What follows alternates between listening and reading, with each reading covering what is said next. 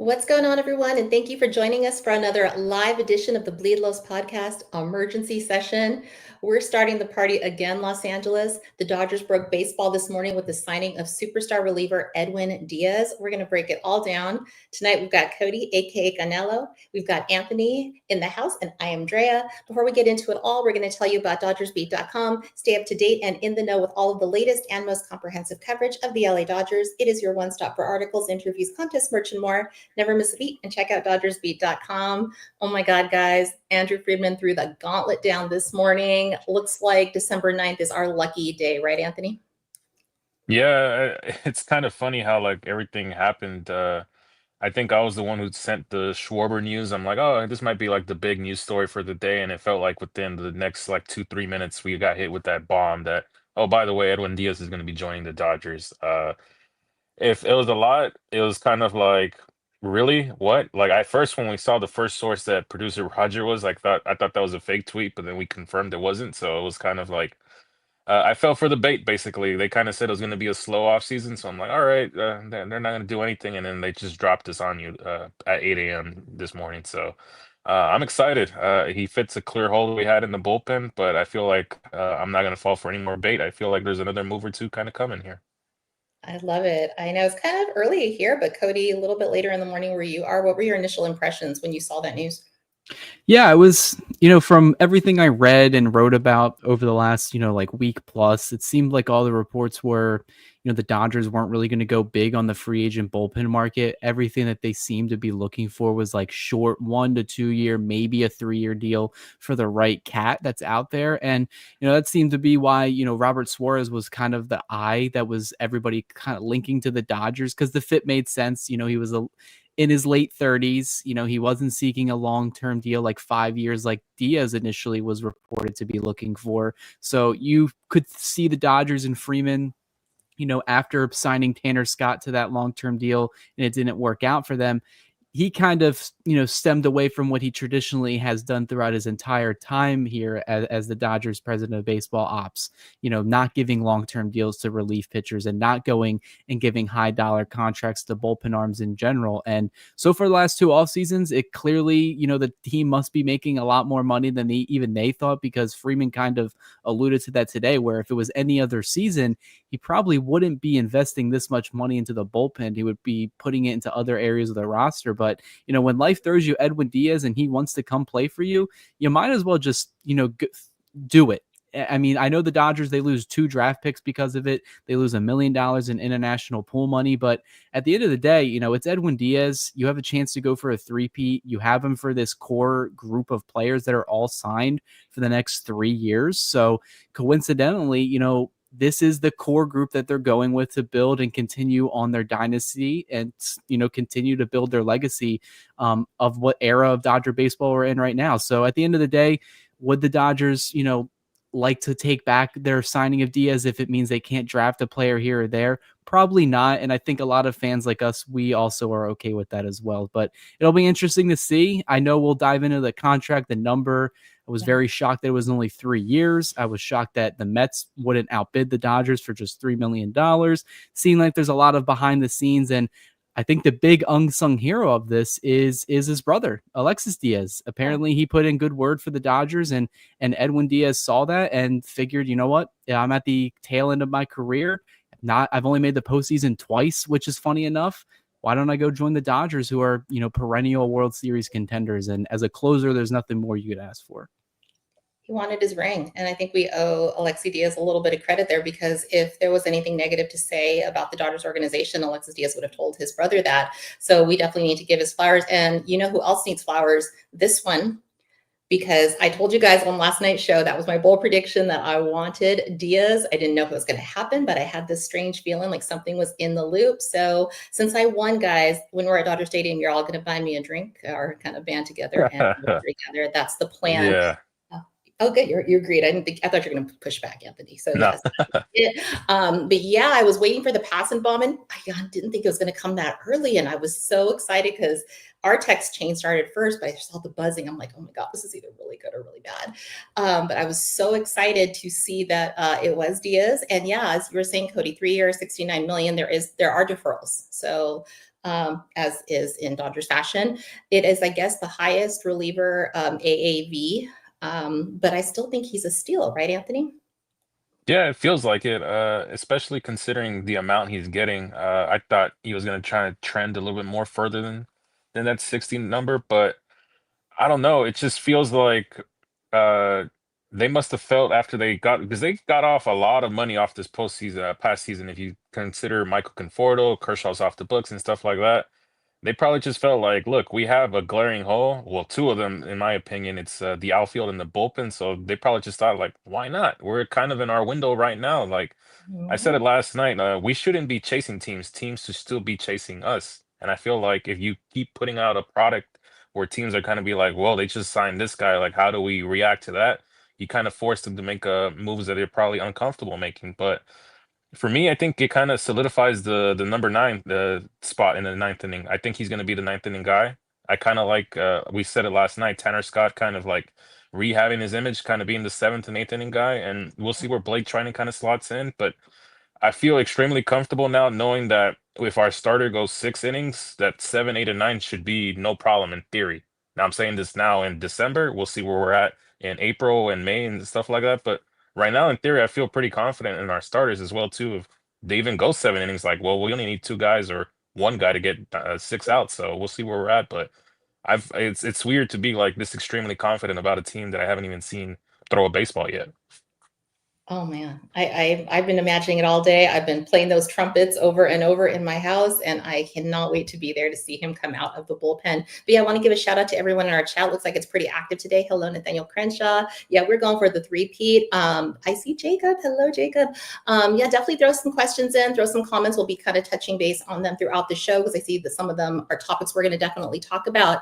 But yeah, I kind of want to just travel back, as you guys mentioned, to the picks, as we are going to, due to the qualifying offer that the Mets extended out to Diaz. That means that we're going to lose, I believe, Cody, you can correct me, but is it the second and the fifth picks, right? Yeah. And yeah. So this reminded me of kind of like the Rams a couple years ago or a few years ago, when we were kind of in Super Bowl contention and won the Super Bowl. Their GM Les Snead was like, F them picks. If you can go out and get what you got to get, let's go do it. And this is that situation, right, Cody? Yeah, I mean, you got to give a little bit to gain something. And the Dodgers, they're getting penalized not because they just signed Edwin Díaz, who had the qualifying offer attached, but they're also well above, the third and final luxury tax threshold. So not only are they losing picks, they're losing the pool money that I also mentioned, but they're also being taxed 110% on this Diaz contract. So, he's only at, even with the deferrals, it's around like $21.5 million. But if you add the tax in, they're pretty much paying double that and a little bit more. So you're talking about a year's worth of Edwin Díaz per year. It's like $50 million almost. And that's not even adding on the fact that they also have another guy that's signed to a long-term deal in Tanner Scott, who's earning a good chunk of change as well. So clearly it shows the Dodgers don't really care right now. They are in that championship window. So it gets me excited because, at the end of the day, it's not my money. I know some of the economics behind what make the Dodgers run, and clearly they're making a lot of money. Their franchise value has continued to go up year after year. They have pretty much untapped potential in Asia, especially Japan, which is pretty much, now they have a monopolized over there, even with some players that won't sign here. The Dodgers, brand there is just, massive, especially when you win back-to-back World Series and you have Otani leading that. So money is just an object for this team right now. And, I know it's another player signing a multi-year deal, well over $50 million. And it doesn't look good for like the salary cap negotiations and the people across the sport. But realistically, any team across the sport could have given Diaz $69 million. They just didn't want to match that for whatever reason. And Diaz chose to sign here. And I think that's the underlying thing, is that the more you read about it, I know from the New York Post was writing on it and some other New York beat writers, but they pretty much said it wasn't just about dollars and cents in terms of Diaz coming here. It was more of saying he knew the behind the scenes structures and things that the Dodgers had in place from his brother, from a competitive aspect of who Diaz is. He wants to close games. He wants to be on a winner. You're only going to close games if you're winning those games. So the Mets didn't make the playoffs last year. They kind of, fell off the face of the earth in the second half of the season. maybe he didn't want to be a part of their culture dynamics that were going on. We heard about Jeff McNeil, Francisco Lindor, a lot of factors going in there. The Dodgers, they're top notch in a bunch of ways. And now they finally got their ninth inning man. We mentioned it a couple times throughout, the regular season, especially the postseason when the closer was an issue. And they finally have their full-time closer for the first time in a while. Wow. I can only imagine how the Mets fan base is crashing out, as the kids say, because they really wanted Diaz back and they'd already lost Nimmo. But yeah, just a year ago, you signed a Juan Soto and you had visions of the World Series dancing in your head, I'm sure. They had just been to the playoffs, took us all the way to the NLCS Game 6, and they didn't even make the playoffs this year. So spending all the money in the world like Steve Cohen did for Juan Soto doesn't always guarantee, as we've been saying on the show, that you're going to, it's not going to always translate to a World Series title. But yeah, does this kind of say something about what might be next on the free agent market, Cody? Like, would Pete Alonso be like, I'm piecing out now that he's kind of seen the writing on the wall? Well, it does seem that way. It seems a lot of the reports are coming out there that the Mets and Stearns don't want to go more than 3 years for Pete Alonso, which is kind of crazy because the other guy that signed today, and Kyle Schwarber, he's a full-time DH with similar, hitting stats to Pete Alonso. And Alonso actually plays every day and he plays first base and he's pretty good over there as well. And for whatever reason, in back-to-back years, he just can't develop a market. But if you're looking at the writing on the wall, if you're Pete Alonso, if the Mets aren't going to give you the deal you want and you want to get $150+ million from somebody else, I'm pretty sure a team like the Red Sox, they have a first base spot open, and the Yankees have always been linked to Pete Alonso the past 2 years. So he has a market. I assume he does leave. So that's going to be a tough pill to swallow if you're a Mets fan. And it's really going to be hard for Stearns and Cohen. Like you mentioned, they shelled out $700+ million on Soto. They have Francisco Lindor locked up.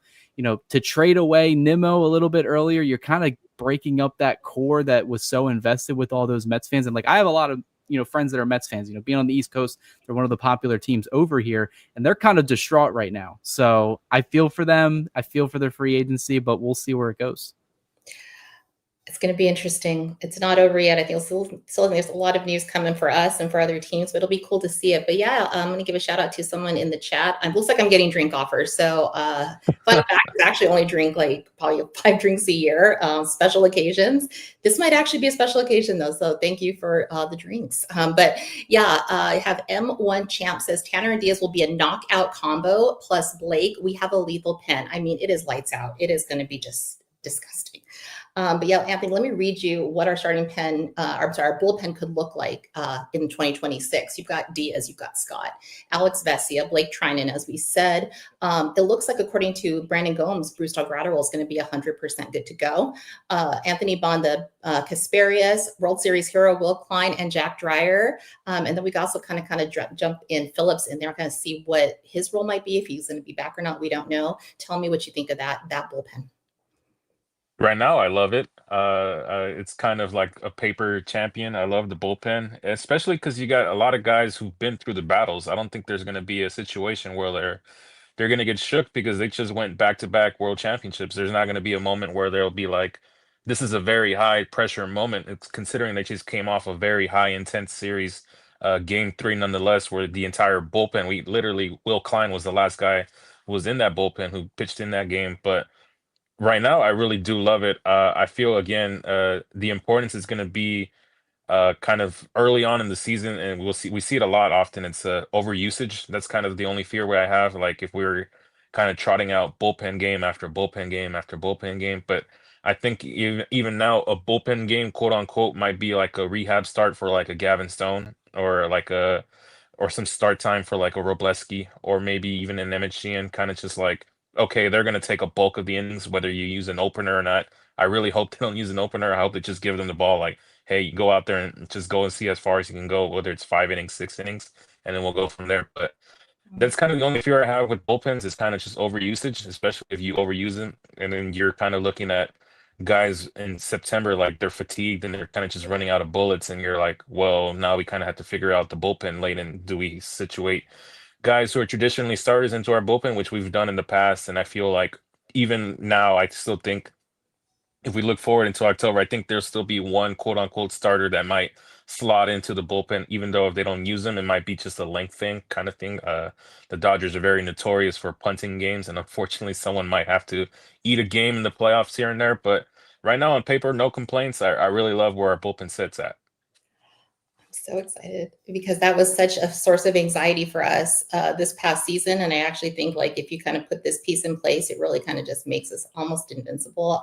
We'll see. You never know, because we always say every year, what are we going to do with all these guys? And then who knows what bad luck will be dealt. But right now, as it stands, it sounds pretty darn good. But kind of want to just travel to kind of like how this affects the rest of the market, talk a little bit about that, still kind of stay on topic though. But I mean, I can only imagine based on everything I read today, what the other executives in front offices probably thought when they saw that news. I would imagine them like texting back, downing shots of bourbon in between, like shaking their heads, going like, hey, what do we do now? And Cody, like, just talk to me about kind of how this changes the market. Do the teams get desperate now? Does this kind of change Suarez's market? Does it up his, value? What do you think? Well, I think the relief market moved really fast. Devin Williams was off the board, Ryan Helsley. These are guys that were seeking multi-year deals, and they ended up getting those. Williams got 3 years with the Mets. Helsley got 2 years with the Orioles. Suarez figures to probably get a 3-year guaranteed lock deal now. He could possibly ask for more. A team like the Mets, their bullpen is in shambles, even with Devin Williams. They had a lot of openings there, and not bringing Diaz back really probably should put them into a desperate spot. So maybe they do ink out the money and give Suarez maybe a desperate 4 or 5 year deal, something that we wouldn't have thought that he was going to get initially when the offseason started. But, there's not many bullpen arms left. I mean, obviously the guys that are out there, they're going to fill in the 1 to 2 year range. And other than that, it's going to be kind of picking from the bottom of the barrel.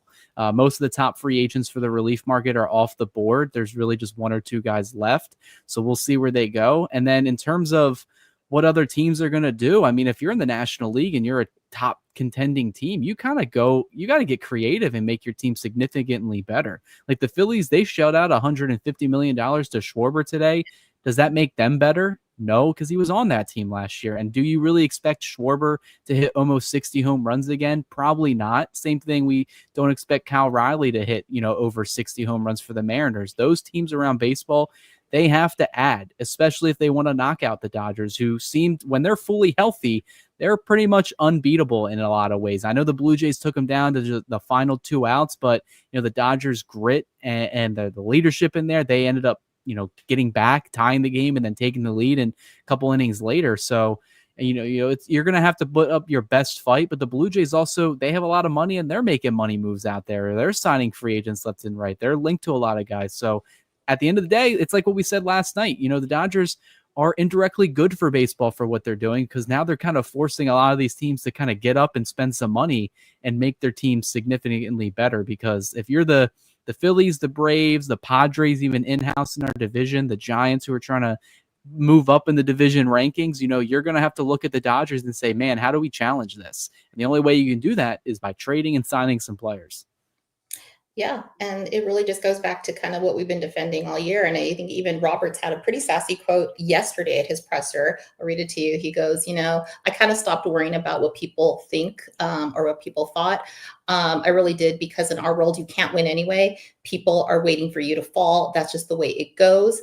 And then he goes on to talk about, like, really, regardless of the money that the Dodgers spend or don't spend, whatever rules they put in front of them, they're going to work within those confines, and they're still going to be successful. And it just goes to the fact that it doesn't really matter what the rules are. The Dodgers are set up to be a successful organization, right, Anthony? With or without money, the Dodgers are going to say, we're in our 50 cent F it mode right now. We're going to get it done regardless of whether we spend money or not. Correct?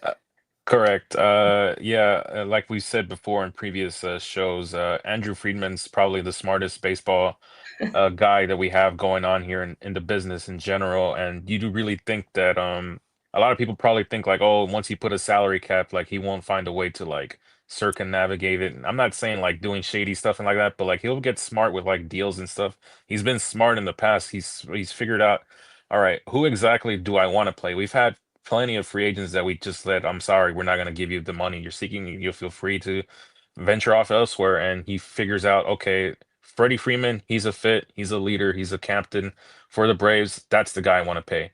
Mookie Betts, okay, he's the captain. Well, he was the captain for the Red Sox.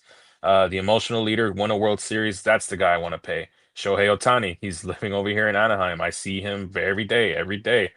Just because the Angels are in market. Generational player, once in a lifetime player. I want to pay him. Boom, get him basically. So it comes down to basically who do you want to build your franchise around, and that comes not just from the players itself, but like from front office, management, the owners essentially. If you have a good owner, it's going to trickle down to your front office. They're going to hire the smart people. They're going to hire people that are going to be smart at their jobs. They're going to know exactly what to do, and they're also smart in the sense of the owner's not going to meddle in what they're doing. They're going to trust them with everything they're doing. Like, okay, you're the baseball guy, you're the smart guy. Like, just tell me who you want.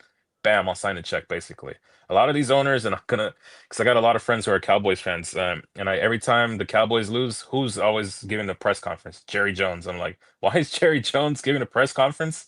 First of all, he didn't play in the game. I know he's the GM, he's the owner and stuff like that, but he didn't play in the game. He's not coaching these guys. So, like, it would be weird if like during the year, like some random game, the Dodgers lose, I don't know, to the Rockies, and like Mark Walter instead of Dave Roberts is giving a press conference. Like, yeah, we did really bad today. Like, maybe we should do this instead. That would be very weird to me. But that's why I love that he's like kind of just like a hands-off owner. Even though he's very hands-off, you really don't see him. You kind of only see him like during big occasions where they're like retiring a jersey, there's an event going on, uh, parades. We've become very accustomed to parades or trophy presentations. So that's why I kind of feel like everything's going to like La La Land right now. La La Land, like everything feels good right now. Feels so good. And I just kind of shout out, because while we're on the topic, is Dodger Life has said, yeah, Dodger haters are mad on social media, but they're more mad at their team owners for not doing anything. Because I mean, essentially, they're just, coupon clipping, right, Cody? Like, that's really the issue, is be mad at your owners, not the Dodgers, right?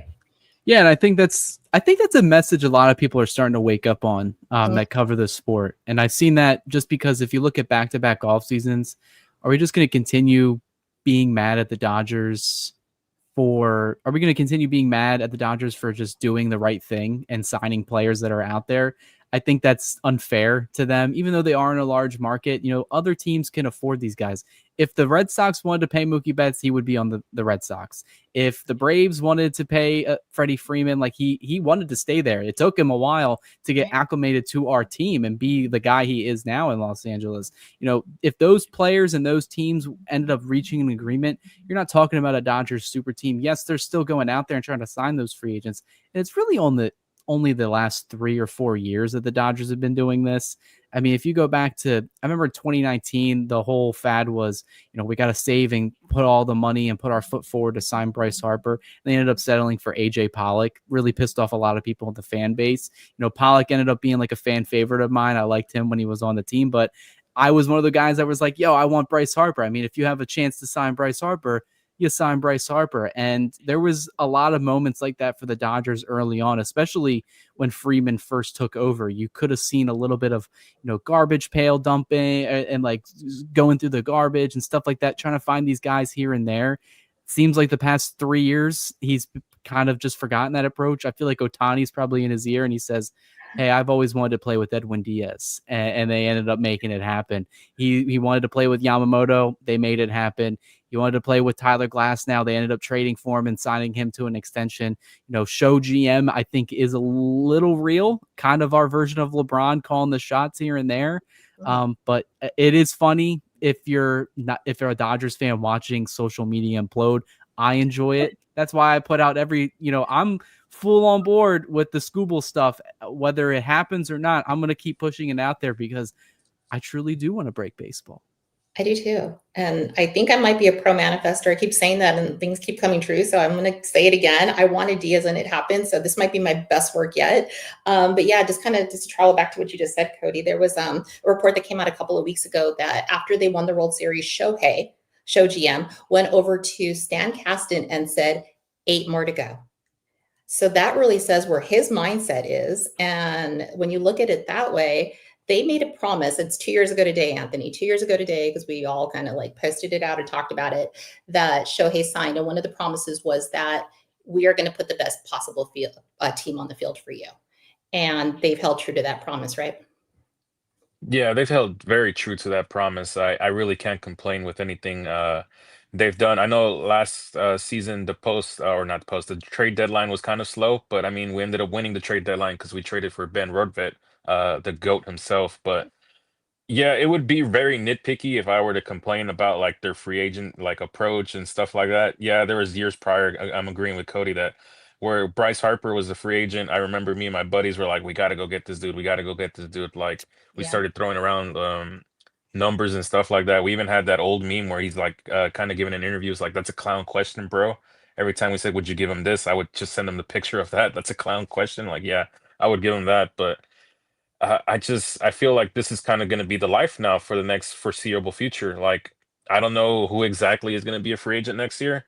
I don't know who's available in the trade deadline and stuff like that. But if someone comes up to you, like especially Otani says, like, "Hey, like I think this guy would be a great fit for us," I think they're going to try their hardest to at least try to attempt to either sign them or trade for them. Now that's a different story. Trade's kind of more harder because you have two parties negotiating. It's always difficult when someone else is kind of wants more for whatever their value is. But free agency, I think they're just going to be uber aggressive in the entirety of the Otani window, which is 8 years left. That's I think this is kind of the goal basically is and Andrew Freedom said himself he likes to do all his work in the offseason so it doesn't have to overpay during the trade deadline. We see what happens in the trade deadline. Guys are kind of they know teams are desperate and are willing to pay essentially anything to try to improve themselves a little bit down the stretch here in October. Yeah, and I think that I don't know if you would agree with this, Cody, but because we don't kind of know where next year is going to go with the CBA and like kind of where the lockout may or may not come up or how that's all going to play in, do you think that the Dodgers see this as a window right now? It's like let's get what we can get on the books and make sure that kind of we lock this down and make sure we have a really good team, a solid team for the foreseeable future. Yeah, I think that's kind of what I suggested last night, where it's you don't know what's the future holds for the future of MLB financials and all that stuff in terms of payroll structuring and all that. If there's going to be limitations placed on the team like the Dodgers and limit their spending any way possible, I don't imagine that's going to happen. I've kind of been outright with my opinion on that. I do think the conversation of a salary cap is going to happen, but I don't think the Players Association is going to budge. I just think it's going to be harsher penalties and more fees and less international pool money, less draft picks, and there's still going to be, the ability for the Dodgers to flex their might. And I think if you're the Dodgers, though, you should be smart and say, you know what, we don't know what the future holds, but we know what current system we're in place right now. Let's just go sign some guys. And they've kind of been doing that. And then, like Anthony said earlier, where they're picking the right guys to sign. And from everything we know, Edwin Díaz definitely is a gamer. He cares a lot about the game of baseball. I mean, hell, he celebrated so hard in the WBC that he tore his Achilles or whatever he did that year. Hopefully that doesn't happen again. If he does play, I don't know if he is playing for the WBC team again. So, but I mean, the Dodgers do things smartly. They just are. They're the Tampa Bay Rays with a $400 million payroll, and then if you give the Rays that much money to spend, they're going to even bring in superstar players too. They're not going to go looking around the peripheral for players that are savvy with the sabermetrics. So credit to the Dodgers, credit to Freeman, credit to Mark Walter, the owner, everybody. They're putting the money back in that, all of us fans, whether it's merch, going to the stadium, paying for all the stuff, the $30 drinks, the jerseys that are $200 now, like we're investing into them and they're investing into us. So it's kind of what you want in sports. And that's exactly what it is, because you had somewhere between was the range of 85-100 million coming off the books. And rather than pocket the money, you're talking about the Dodgers, like, how are we going to reinvest it back into the team? And that's what they keep doing. So that is what they were looking ahead. But you brought up about the injury for Diaz in the WBC. And correct me if I'm wrong, but wasn't that a Kike jumping on him injury? Kind of similar to how he jumped on Bellinger and then Bellinger had we just need to keep Kike away from Diaz. Is that the goal? Yeah. I mean, don't celebrate too hard. I think the Dodgers have been kind of cursed in that regard, and they kind of learned their lesson. Kike Hernandez is kind of hard to keep tame, and especially if he does come back, which I do think is going to happen later down the line this winter. But yeah, keep it tame. Want to make sure everybody's healthy come October, because this team is definitely scary. And it was a freak thing for Diaz. It's unfortunate that it happened to him, and it kind of was a big blow for the New York Mets. But when he's on the field, man, he is the best closer in baseball. And the one stat that I looked at, the first one I looked up when he signed, and we got the notification, how many games did the Dodgers blow last year? Do you guys want to take a guess? Like, how many off the top of your head? Blown saves just by Tanner Scott, or like all of them? The bullpen entirely, yeah, for the whole year. Anthony, go. I'll go 25. It's really close. 27. It was 27 saves that they blew last year. You even take away half of that, you're talking about a team that wins the National League West by a lot. They secure probably the number 1 seed in baseball, and home field advantage runs through them. Diaz, 28 of 31 save opportunities, a 1.63 ERA last year. He's in the prime of his career. The Dodgers get a 3-year deal with him, and they get to, reap the benefits of an all-star closer. And working backwards for Dave Roberts, I think, is going to do wonders. I do think it's going to help Tanner Scott next year as well. I just don't think he was ever a quote-unquote closer where he really excelled with the Marlins and the Padres, was kind of being thrown into the fire. And with lefties especially, he was Shohei Ohtani's kryptonite in the division series in the second half of the 2024 season. So kind of getting these guys into more familiar roles, I think is going to do well for them. And then the bullpen itself, we mentioned the names earlier. It's just depth galore. We didn't even mention Kyle Hurt. We didn't even mention River Ryan or Gavin Stone maybe getting their licks in there as well. Who's to say they don't bring in another guy through trade? The sky's the limit for Andrew Freeman right now. And we all know, I think Jacob tweeted it out. By July, there's going to be some guys that we never even heard of in that bullpen off the DFA carousel as things go. So just because they signed Diaz right now doesn't mean it's a lock that they're going to have a smooth ride, but it does significantly increase their likelihood of doing so. Man, yeah, definitely. We got some good guesses in the chat when we were trying to kind of guess the blown saves. But yeah, if you definitely want to interact with us in the chat or give us a super chat, we'd love to kind of put that on the screen and have a talk with you, because it is just a really good day at Dodgerland. But yeah, Cody, you just brought up about the strength of having a Diaz, and he kind of reminded me a little bit about when I was thinking of Eric Gagne. He's a 2-pitch pitcher essentially, but he's got a killer 4-seam fastball and slider, and he can kind of change that up and keep people off guard, which is one of the secrets to his success. So I mean, just the overall career of this man, how can the Dodgers not? I mean, how did they pass up an opportunity to get this? So very exciting. Anthony, did you see Kike's reaction? Because we were just talking about Kike on social media. Yeah, I saw it.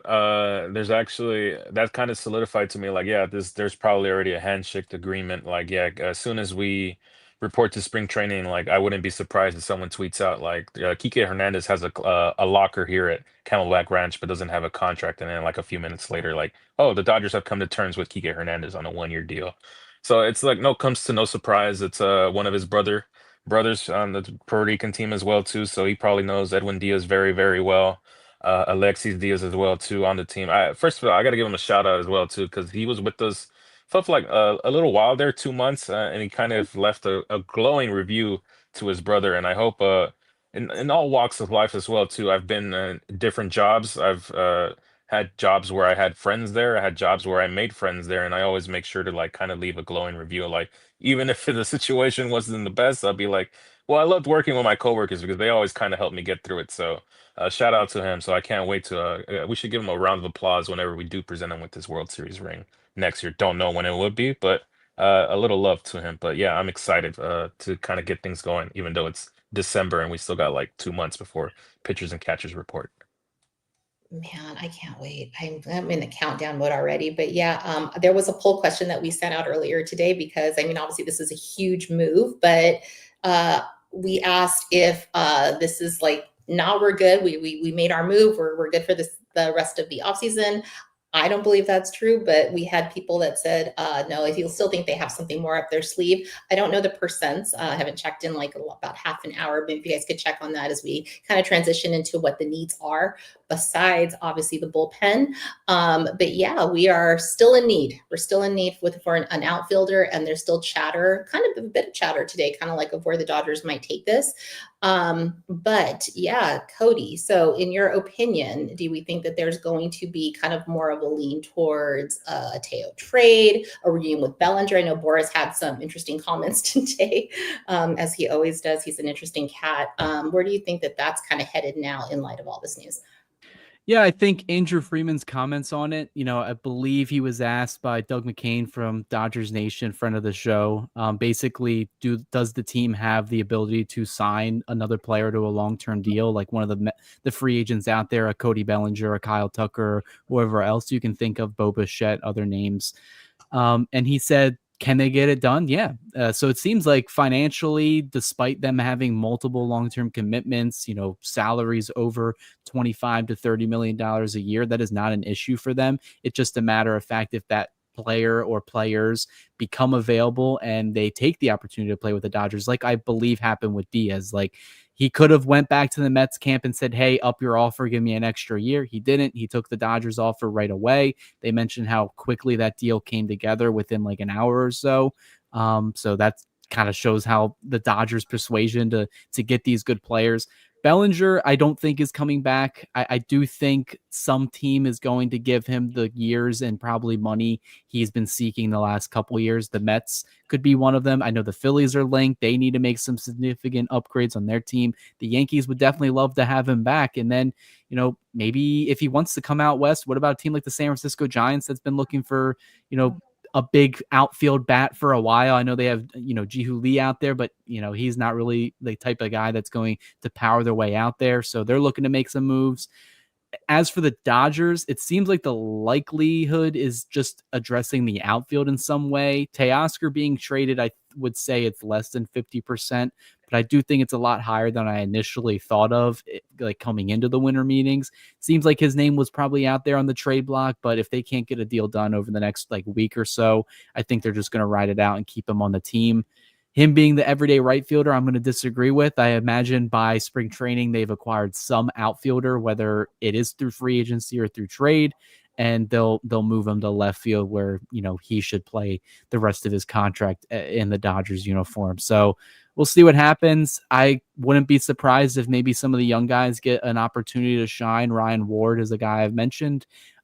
They also have a pipeline of prospects ready to come up. So for the Dodgers, they can really do anything. And that's my takeaway right now, is that all the rumors and reports we're getting out, they've all kind of contradicted each other. And, what was the rumors we were looking at yesterday? It's like, oh, then maybe they aren't going to go for the big splash.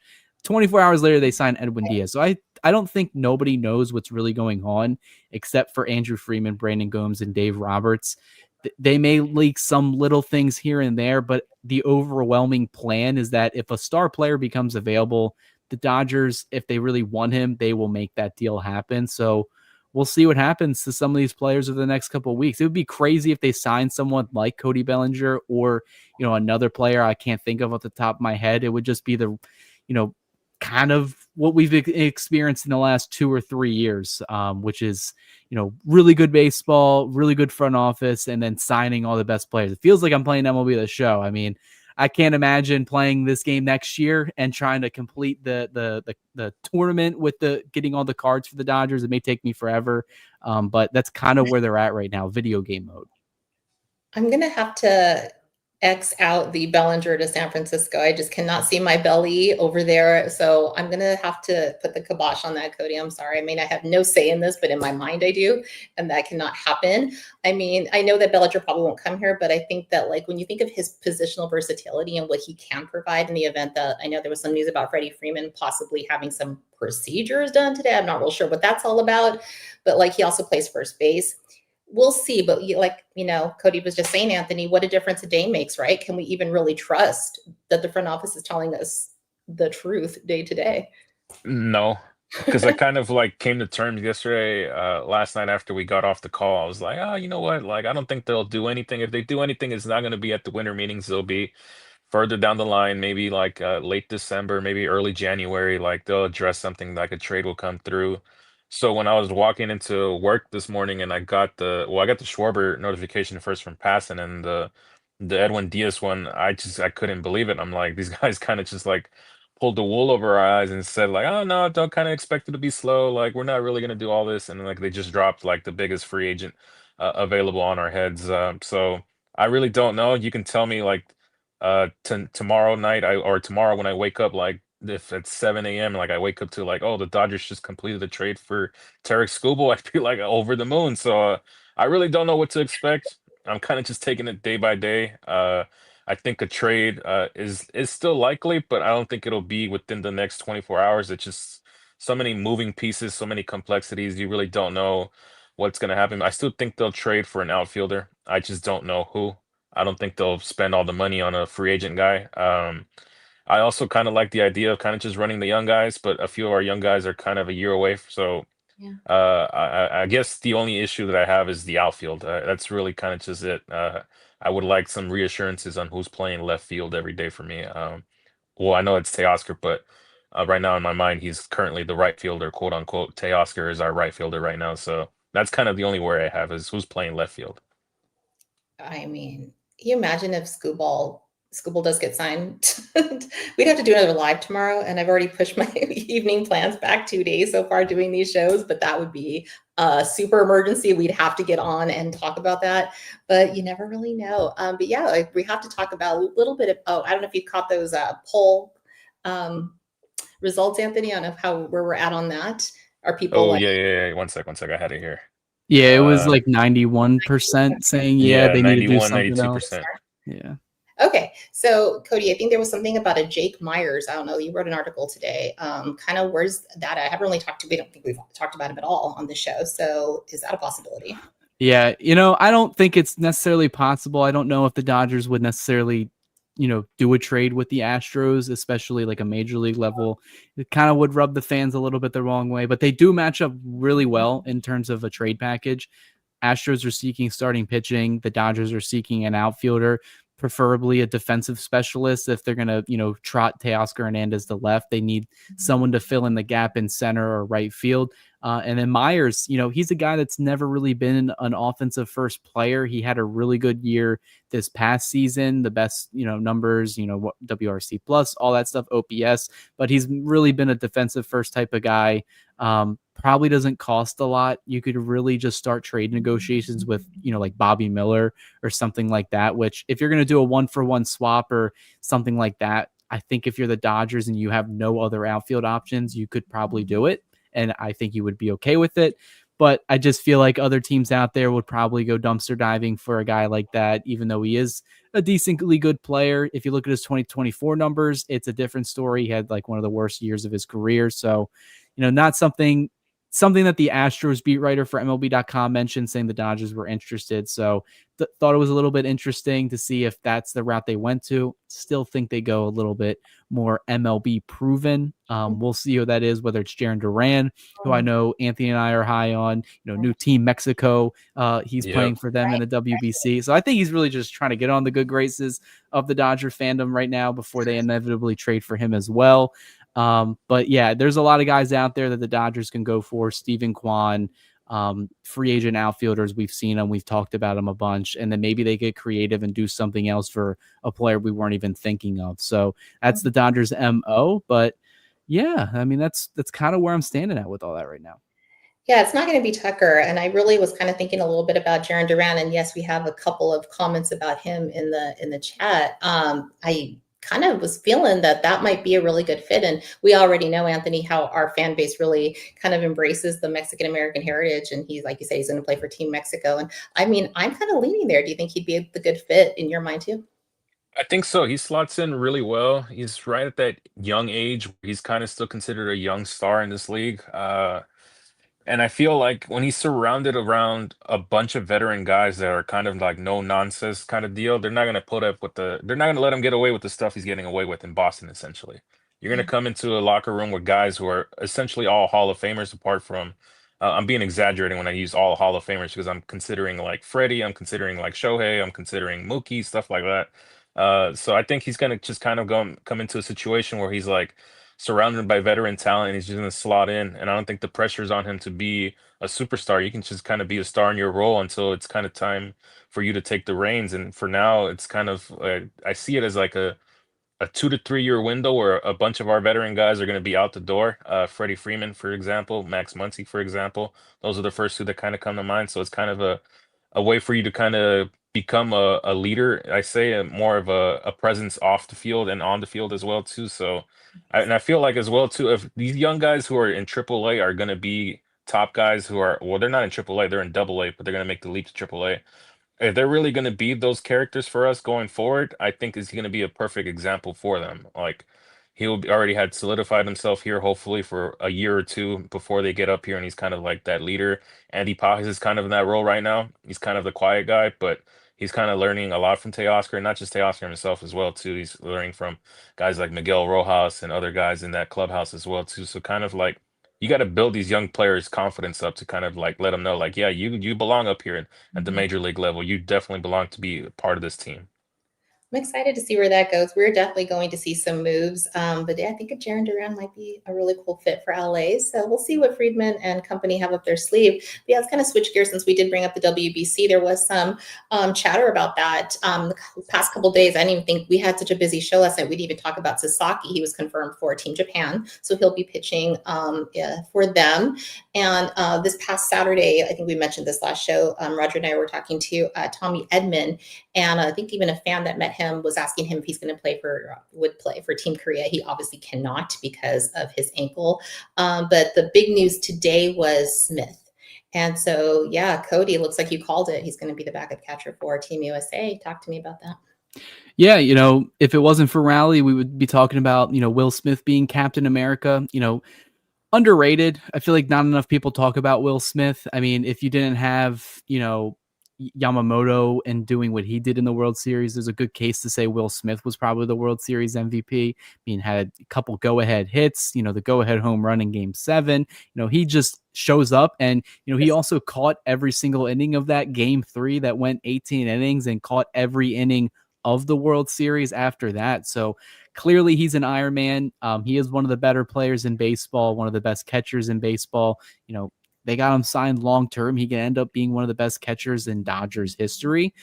So that's something to look forward to. But yeah, I figured he was going to go back and play for Team USA. I believe in the TV and the interviews they did with him on the beat reports, they said, he was waiting for the call from DeRosa, who's the Team USA manager. And, he's excited. You look at the USA roster, it's pretty good. They're looking, I think the only spot they have left for like a starting role is first base. Got to be Pete Alonso. Pick your team and then go play for Team USA. Complete it. They probably need about one or two more pitchers. I know Paul Skeens is heading it off. I saw a report that Max Fried was offered and he did really good this year, but he declined. So they kind of need another arm in there to kind of have a legit shot, I think, to beat, like Team Mexico, Team Japan, all these other teams out there. But it's gearing up to be an exciting WBC. We're getting a lot of new names. We're getting a lot of old names. I think that's probably going to be it from the Dodgers side. You may see Yamamoto join Team Japan as well. I don't think Freeman's going to be healthy enough to play for Team Canada, so it looks like he's out. And I mean, if you looked at that commercial he was in with Ryan Reynolds, does Canada even want Freddie Freeman to play for him anymore? So I think that's out now as well. But other than that, I think a lot of these other guys are going to be staying put in spring training. Mookie Betts, I think, due to his season last year and how bad it was offensively, he's probably going to stay with the Dodgers and get into more of a routine. And they also added like Gunnar Henderson today, so there's really no spot at second or shortstop for him with Bobby Witt at short. And then I believe the Brewers, Bryce Turang, their second baseman, will probably be playing second base full time. But good roster. I'm going to be rooting for Team USA to win it all. It's where my patriotic side is going to come out. 2026 is going to rock. I mean, you have Diaz joining us. You've got the WBC. You've got us winning a three-peat. I mean, how could it get any better than that? So it's going to be super exciting. But some other exciting news came out today. Actually, it was right after we were off the air yesterday. I guess The AP named Shohei Ohtani Male Athlete of the Year. I mean, could there be any other choice? Honestly, that is such a wonderful thing to add to his repertoire of awards. And again, it is the second anniversary of the time that we got him. And I mean, Anthony, just how great have these last 2 years been for? I know we've been stressing, we stress it, throughout the season, but have this just been like the two most golden years you can imagine in Dodger baseball? Yeah, I can't think of any other stretch, at least for the time I've been alive, where it feels like I'm living in a dream basically every time I throw on the Dodger game. It's almost come to the point like Universal Studios has a commercial where they use Michael Bublé's "I'm Feeling Good," and I look up instinctively thinking like, "Oh, it's a Dodger game. It's Otani time," but no, it's just a commercial. But yeah, this is kind of really like the golden era, and I feel kind of like jealous of like the younger generation below me, and like the early teens or even kids right now, because like I would have loved to have grown up in a golden era like it is right now. Like this wasn't something that I grew up with. Like the best team that I can remember growing up was probably, damn, like I hate to say it, but like looking back at it, like 2013, that team was really good. 2017 again, but like I was already in college by then, so I really don't consider it like quote unquote growing up. 2013, I was in high school, so yeah, it feels like it's just like I feel like every time I throw on a Dodger game, I'm living in a dream basically because I just don't know, we have so much talent that I don't know who's gonna perform or who's gonna do something crazy. I know Otani's the mainstay, the main figure that kind of goes crazy, but like there's days when Freddie Freeman goes crazy. There's days when like Tommy Edman has a really good game. Will Smith, again, underrated guy.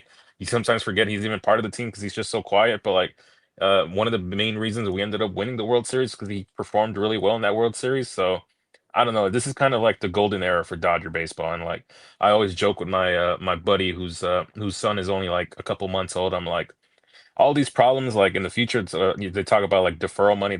That's problems for him. Like if I get like 8 world championships in like, this 10-year span, like I'm set for life basically. Like those are problems for him in the future, not me. I mean, in a way, it's almost bad because if you're young and you're seeing all this, you're going to think that this is just normal and you're supposed to just win every year. And then you might have a little bit of a rude awakening later. On the flip side, being an adult, I mean, Cody, would you agree that it was almost like worth the wait and we appreciate it more because we saw so many years when this was not happening? Yeah, I think the buildup was great. I would have loved to enjoy these years while I was in like high school, where I got clowned on a lot, especially, you lose back-to-back World Series. That was like my, I believe, junior and senior year.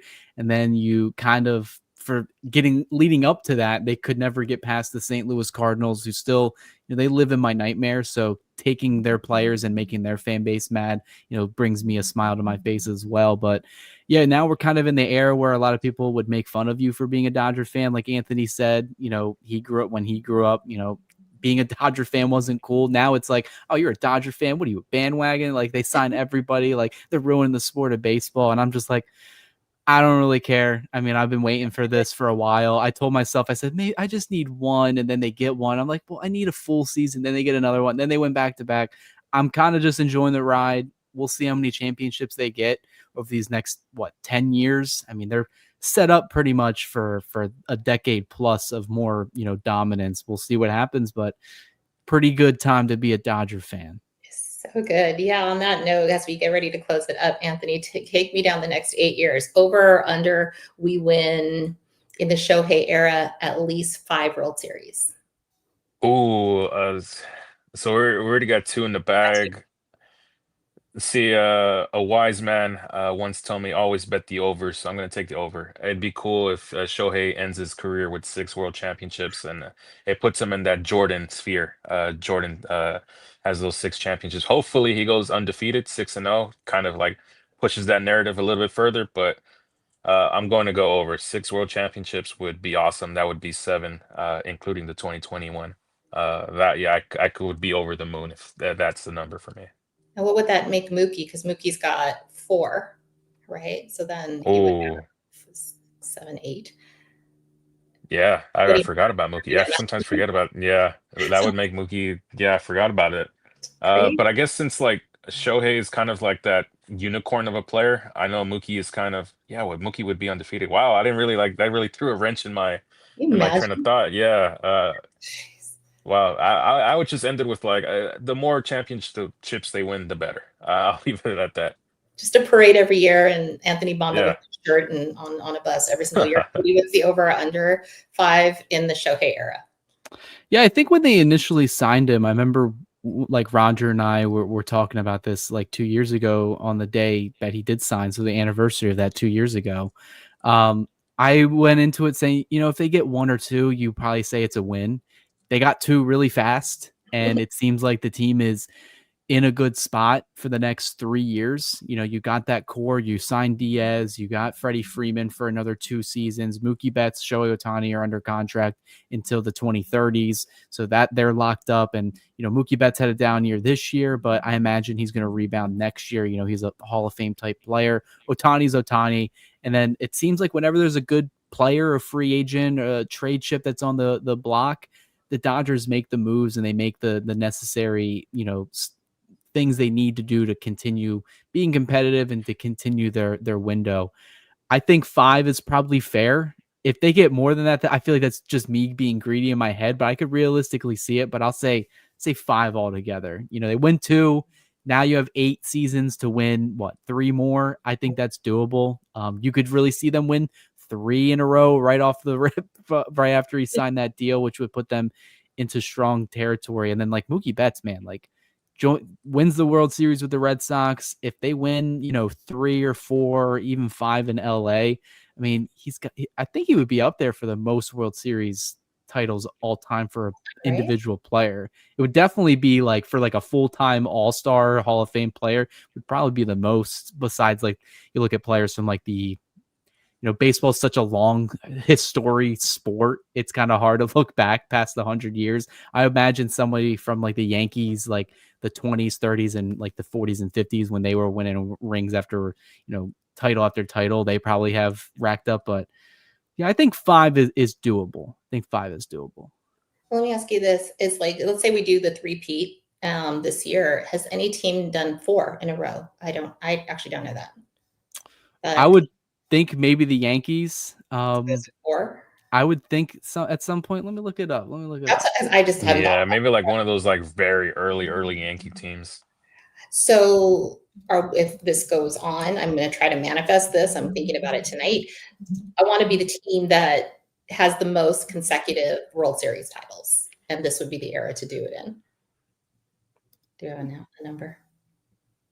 Because I'm going to dream about that. Yeah, I'm going to go with you, Anthony, though. I think 6 is fair during the Shohei Ohtani era, considering that Andrew Freeman is not letting up in the plan. I think there's a long-term plan to always be putting them in the best possible place to win. So that is very exciting. But yes, Cody finds that number. Anthony, what are your final thoughts as we get ready to wrap up the show?